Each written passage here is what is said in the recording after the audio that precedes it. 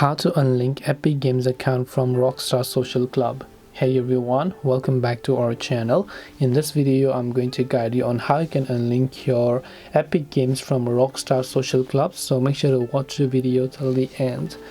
In order to unlink your Epic Games account from Rockstar Social Club, you just have to go to support.rockstargames.com. We are going to support because we cannot do this ourselves. We need the help of the support team. So once you go to support.rockstargames.com, go to account support, then go to Rockstar Games account, then go to account linking. Then from here, all you have to do is you will see a form pop up. Here, enter your Rockstar email.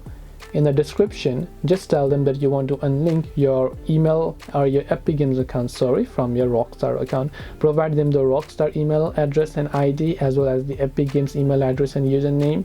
You don't have to give them the password, by the way, so you just go ahead and make sure you do that. Then click on upload footage if you have some upload, click on submit web ticket, and they will usually get back to you within 24 hours.